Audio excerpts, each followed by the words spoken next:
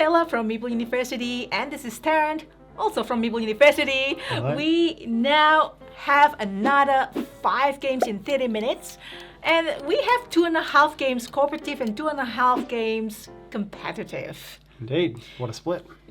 Well, a Rear Window could be meant to be cooperative, but then it could turn into... A semi-co-op. Yeah, so 2.5 I should say. Yep. And then we have Inkling and Burgle Brothers, 2 cooperative games. Squid Inc, a very uncooperative game. And Rebuilding Seattle. And let's get to it. All right, so first we have Burgle Brothers 2, the Casino Caper. So we're going from most cooperative to least cooperative.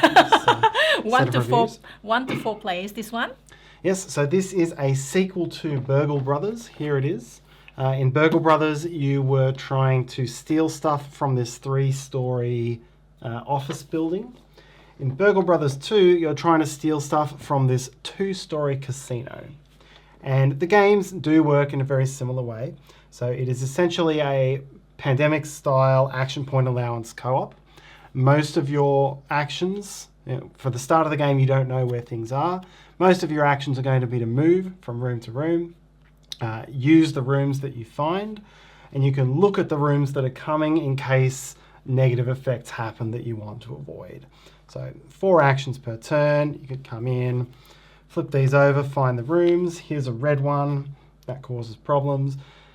And your aim is you need to avoid these bouncers. So between each turn, the bouncer on your floor is going to move 4 steps towards this marker here. Wait, the bouncer's going to bounce around. Woo! I'm proud of that one. Indeed. No, you're not. You're like, whatever. And when the bouncer reaches one of these, you draw a card from that bouncer's level and it moves this location. So you have a little bit of warning for where the bouncer's going to go, but you've got to really watch out. Because when the bouncer catches you or when you find bad rooms, you will take heat. And if any player has 6 heat, then the game is over. Ultimately, your aim is you've got to go through these tokens. There are some bad effects here, but ultimately you're trying to find a mole. You have moles in the operation. Should have checked where they were. There we go. Moles in the operation, and the moles will grant you dice, which is information about the safe. Then you've got to find the owner's office, because this is where the keys to the safe, which are these dice, are located. And then you've got to go up to the 2nd level and find the safe.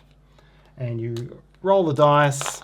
You've got to reveal all the tiles in the safe's row and column, and then rolling the dice will help you to unlock the safe. In the original Burgle Brothers, there were 3 levels, and you had to steal and then escape. In this one, there are 2 levels, but once you open the safe, your quest changes. So you can play it as a campaign or you can play it as a standalone. Nice. And there are heist finales. And the heist finale basically restarts the game halfway through. It may do some different bits of setup. And you have to complete what the heist finale tells you to do. So just because you hit the safe doesn't mean you're almost there. Yeah. You can help each other out of turn, particularly through gear cards. So each character can spend an action on their turn to equip a gear card. And then using those gear cards out of turn is how you get yourself out of harm's way if you've had a long time between turns and the bouncer is almost on you. Share heat around the players and things like that. The game comes with it's a larger box, and the box folds out to give you this double story capability, so you can actually thematically play it with 1 level on the ground floor and 1 level above. I wouldn't recommend that. You need to make sure you've got light coming in underneath. It's still a bit of a cramped space, so I don't think I would recommend that. And certainly it's a bit hard to show you 2 levels for this review purposes. Indeed. What do you think? I enjoy it. I think I always thought of the original Burgle Brothers as kind of like Party Pandemic, because there were some random things that were happening. It didn't have the huge severity and the complete disaster that sometimes comes in a game of Pandemic. It was kind of like I was going around finding fun things and trying to make them work. And this brings the same excitement. It really is kind of the same excitement. I think it does optimize the game a little bit, and introducing the heist finales is a fun way of playing it. It's a good fun co-op. It doesn't have that really puzzly. It's still got that puzzle side, but it feels lighter. Yep, than I Meeple am also excited going around trying to see, ooh, what is it? And that finale feels very thematic to me. It's like, oh, it's a thematic game. Have you played Burgle Bros. 1? So what do you think of that? Have you played Burgle Bros. 2? Did you usually play with the box as well? Please do let us know. We would like to know. Now, before I forget also, please, if you like the video, that will be really helpful. Every single one. Few like, comments. Let us know that you're there. Let us know what you've done today for fun. So that will be really grateful. And optionally, subscribe. Indeed. So that is Burgle Brothers. If you have worn through your copy of the original, then it's pretty similar, but it adds a nice twist. If you sometimes play the original, I don't think you need to get this to replace it. If you don't have the original, this is still a good game and well worth playing. Next game is Inkling. This is 3 to 6 players. Yes, so this is more on the party style of game. This is it's not abstract, but it's using these letter cards to spell out words in a creative way. So each player will have one of these word lists. It will have 3 easy words, 2 medium words, and a hard word. And you'll start with 8 cards. The game's played in 3 rounds. You'll have first 8 cards, then 11, and then 14. And across those 3 rounds, you want to spell out all of these words. Now, of course, you don't have the letters that you would need, so you have to improvise. So, for example, my first word here is news. So, all right, this is an E, but you don't have to spell it from the top to bottom. You don't have to, no. Yep. But let's say I were trying to spell news. I could turn this E this way and then pop that here. That's kind of an M. E, this would be kind of an E. Yep. I've got a lot of I's in my drawer here, actually. Yeah. News, 2 W's like that. You just use this like this to save it as well. You only have certain... That's true. W there, and that's kind of an S if you ignore that stripe there. So there we go. I have... Or you can do it like this. Indeed. So there we go. I have spelt the word news relatively inefficiently. Now, because I've got 6 words here, I want to try to achieve as much as I can, maybe do words crosswise. So let's say I've got, I could do instead maybe style. So this is kind of style. That's essentially style. It's spelt incorrectly, but you should be able to work out what I've got there. Yeah.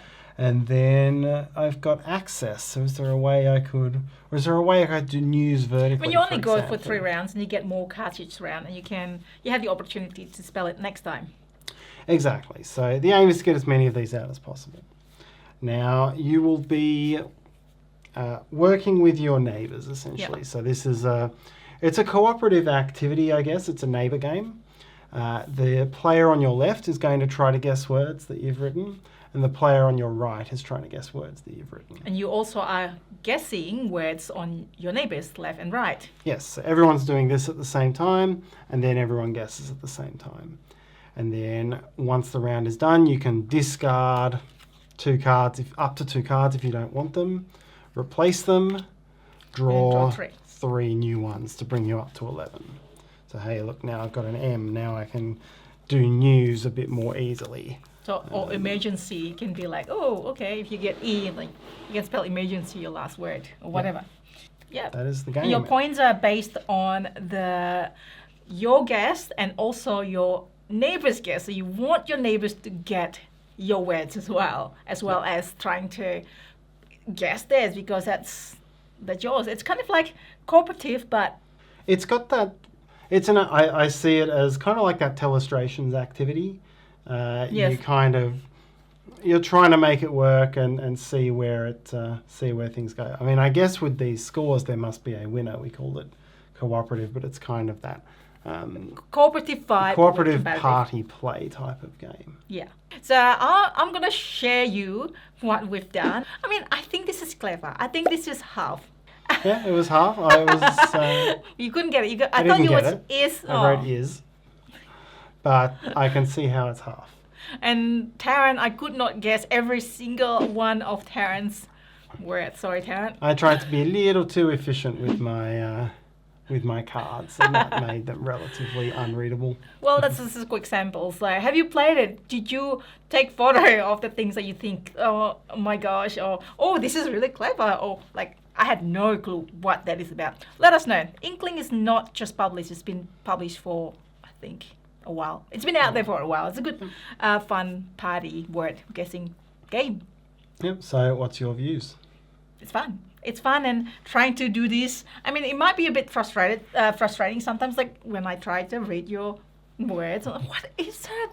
But it is a quick fun. It's only play for 3 rounds. You do it 3 times, and then you compare scores, and the game ends. It's a meetup one. I'll probably bring these in one of our meetups in Melbourne Central.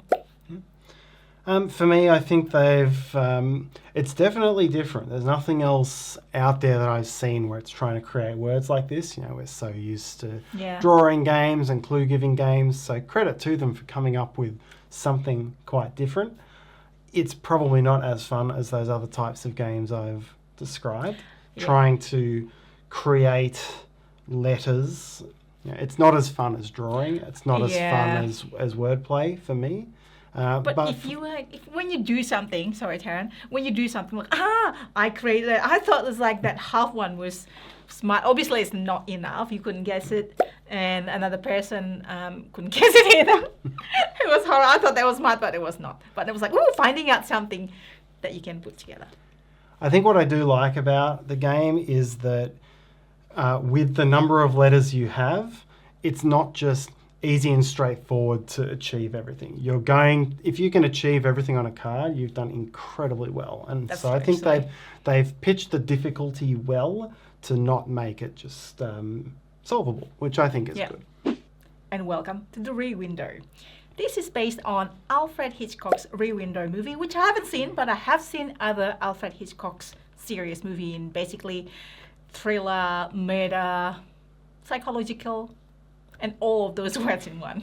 Indeed. So Rear Window, from the 50s, this was James Stewart and Grace Kelly, I believe, and he broke his leg and he was stuck in his apartment, and then he looked out at all of his neighbours through the windows and had a bunch of weird ideas that there were murders going on. What this game is, it is a probably cooperative game with one person giving clues as the director and the others trying to guess. So behind the director's screen, there are 4 combinations of tiles that represents what's in the 4 apartments. And you have 4 days, so 4 sets of clues to try to work out what those are. So here, for example, in apartment B, we've got the dark blue character and the virtuoso, for example. That's what these characters are. So the director player has 8 cards in hand and has to place them out onto the 8 windows. 2 of them can go face down, the rest have to go face up, to try to lead the players to make these guesses out of all of the options. So here, the purple character is the klutz. So this could be very simple. Let's open it so it's visible. Could be very simple. So you would put the purple character's card, and here's like a broken vase and a harp that's been destroyed. So this might lead you to purple character, the klutz, or maybe you'd think it's a virtuoso, been playing the harp so much that it's been destroyed, things like that. Yeah. So sometimes the harp broken. Indeed. So sometimes it might be straightforward there. Sometimes it's a little more difficult. What in here is virtuosic? Well, I have no musical instruments, so maybe I just don't know. So you can flip the card 2 cards per day, up to 2 cards per day. So things that you don't want people to know, if you want to hide something, or the things that you don't have clues for. Yep. And the director, 3 times per game, can also discard any number of cards to draw some new ones to have some better options to choose with. Yeah. So once all the Hitchcockian cameo. Oh yeah, it's like his movies, always movies. Yes. So once you've played all the 8 cards, and then the rest of the players trying to guess what they are, and then starting to put these into the slots. And then when they agree, okay, that's it, and then director, the clue giver, will confirm how many is correct. Don't actually say which ones is correct, which one's wrong. Yep. Just states how many all are correct. Indeed. So that's the core of the game, but there is a possible murder. There might actually be a murder in the game, and it's random whether there is or not. And if there's no murder, the aim of the game is for everyone wins together if you get all 8 right.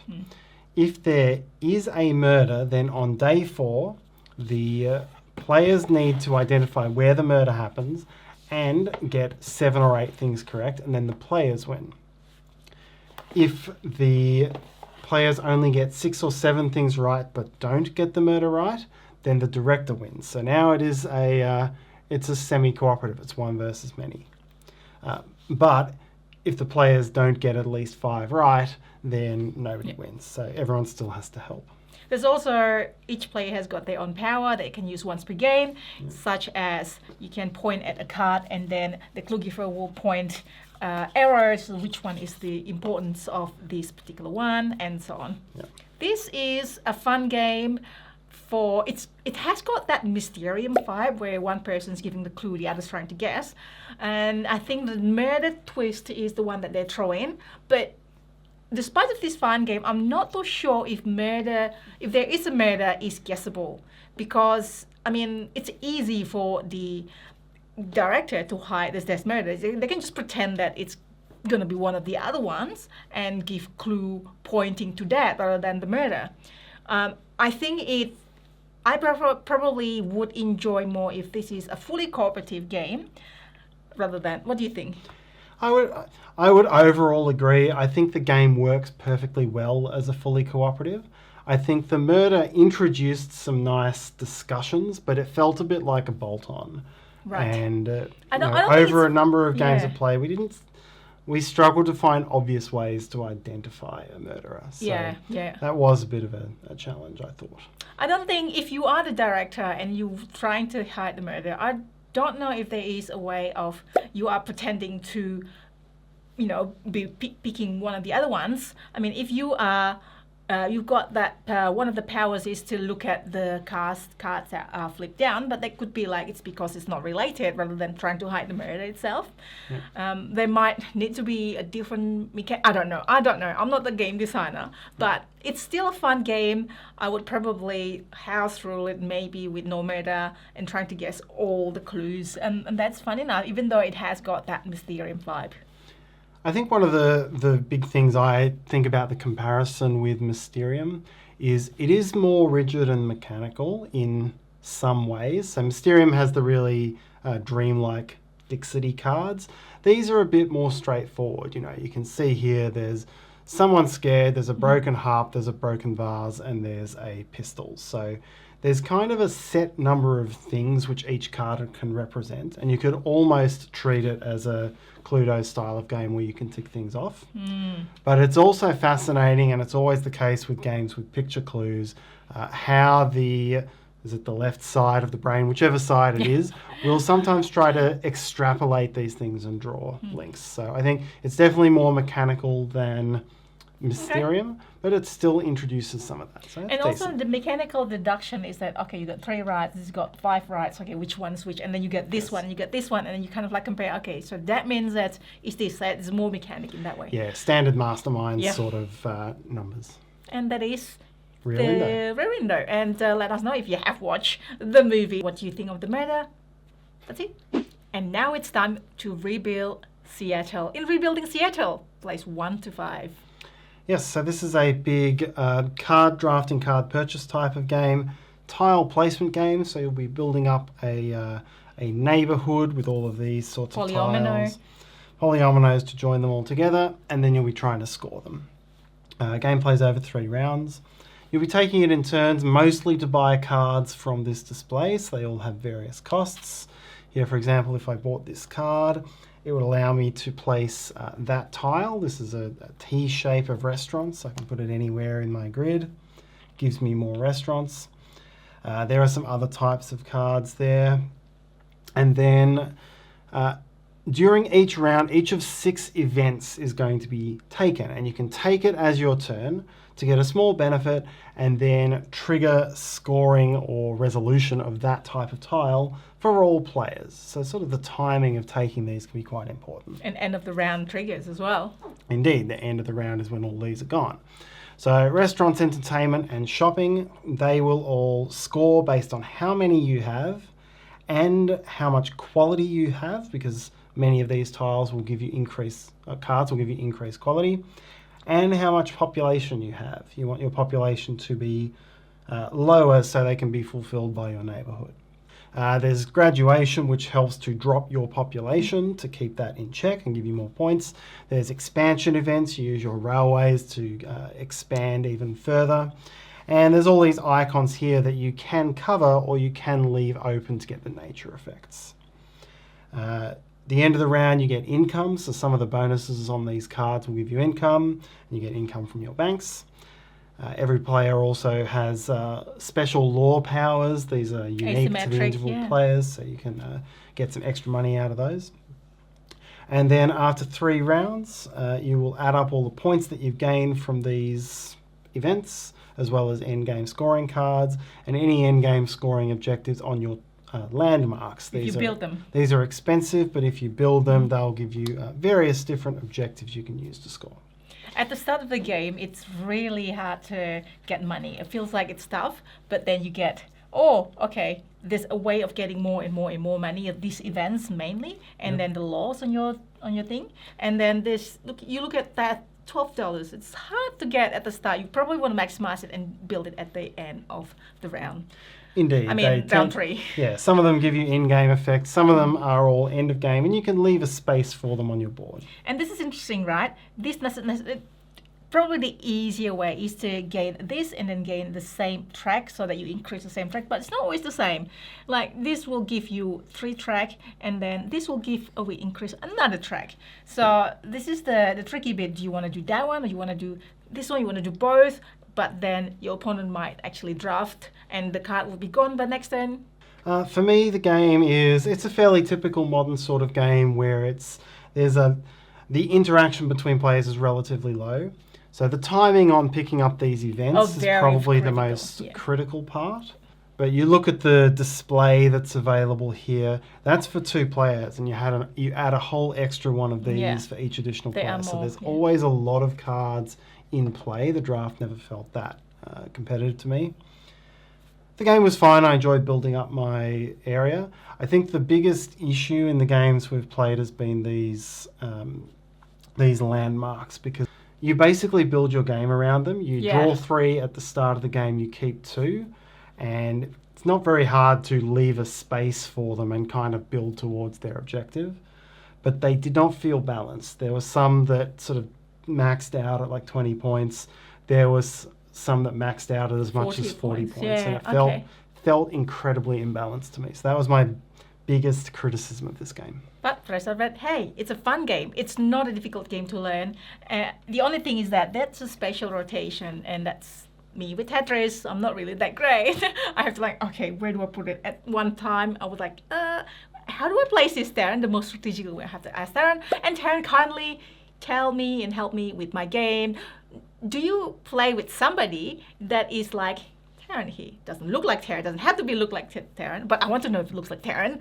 But like helping you if you are, you're down, you need help in certain things. I mean, if you want to get help, that is. It's not like, okay, you have to do this. It's completely different. I really enjoy if that I'm not good at that sort of thing, hence you help. So, and that is Rebuilding Seattle. By the way, have you played it? And let us know if you have, and let us know what you think of it. Last but not least, we have Squid Inc. Play 2 to 4 players. This could be a brutal game, especially in 2 players, or brutal to each other. Yeah, it's a fun little brutal game. So this one kind of defies comparison. It's a little bit out by itself. So your sea creatures trying to move up the corporate ladder, and the corporate ladder has 4 levels. And there's lots of different types of employees that are going to come through the unemployment line, and they each have a clout value, which could range from 0, someone with no clout in the office, up to like the expert who Clouds. has 6. On your turn, one of your options is to just take a card from the unemployment line and add it to your mailroom. You've got 3 spots in your mailroom. The other option on your turn is to Like the clouds. start doing a bunch of stuff. So you dismiss one of these, you take the clout, modified by what's shown here, so you would get 6 clout. You can put them on one of your mailroom employees or one employee that's already in the workplace, or one of each. And then if any of your employees meet their clout value, you discard that much and move them into the workplace at the lowest rung. And then and you mark it with your own token. And then if any of your characters, you can still keep adding clout to your characters, and any character who has as much clout as their value, once again, can discard that clout to resolve their ability. And it's all about trying to move up. So abilities, there's a range of them. They basically involve promoting, demoting, bumping other employees around. Moving this around. Moving them around, so adjacency can be important sometimes. This guy floats characters out, so if he were here and spent 3 clout to use his ability, it would float along there. He did it again, can push this guy out of the company entirely. So when you get pushed off a level, you discard it if it's you at get the bottom. demoted, Yeah. dismissed if it's Like at the there's bottom. no, like you already like at the lowest of your company. If you get demoted, you just gone from the company. Indeed. So sad. There are some passive ones who require no clout, so they would automatically go into the workplace. Not worth any points, but they can give you some nice ongoing benefits as well. Once the entire board is full, you wait then until the deck is empty. And once the deck is empty, you count up the final scores, which is your employees, their clout multiplied by their level, plus 1 point for every white disc you've got on the board. So you can get big swings in this game, because if you get a high clout, this one is worth 5 at the moment, but if it got promoted effectively, 35 points. So some very big swings here. At the top of the ladder. Indeed. Food chain. It's a very top heavy one as well, because if this were the case, you could promote a higher clout employee and demote the lower clout employee by bumping it. You can't do that with a lower clout one. This one's kind of at the top of its tree unless you demote this one. Yep. So it's a very attack the leader sort of game. Hence, 2 players is probably works good. There's no king making. It's just like the 2 players. Yeah. There's not a huge range of abilities that do really obscure and strange things like a Dominion set of cards. They're all kind of variations on promote, demote, put yourself in an effective position. There's ones that like cancel the powers of others, ones that steal cards from others. So it's just all the sorts of things that you would expect in a positioning type of game like this. And as part of your strategy. So if you combo them all well together, is great. Like, for example, there's a card that it can promote itself exactly 2 levels. So you can see the board has got 3 levels. 3 levels. So you can promote from here to here, but then what happened then? And then there's another card that demotes somebody 1 level. So you have to demote first and then do that, or get someone else to promote that card. But the good thing is that Tarrant did not notice that, and then he demoted mine because it was a threat, but then, that is good. Now I can bump 2 levels. Thank you, Tarrant. Yes, I've made many mistakes playing this game. So did I, though. That was just one winning for me, but there's a lot of losers compared to Tarrant. A very strategic, a very brutal is the word. Did you enjoy it? I did. I was impressed. I did not... When I read through the rules and tried to conceive what was going on, it didn't jump out at me, and it wasn't very intuitive from the rules. But having played it, you get in that right mind frame of, okay, it's going to be a bit of a light kingmakey sort of game, and I'm going to do things that are going to upset people. Yeah. But it's fun, and it clicks together pretty well, and there's no way I could have played this as a child, because the fights that would have ensued would have been well, as a teenager, terrible. you'll be okay as a teenager. I think people would enjoy this second play onwards. I definitely enjoyed it more the second time around onwards. The first one was like, what's going on? This is brutal. You are so mean. But then, okay, well, this is a mean game. I know what to do now, almost. That's it.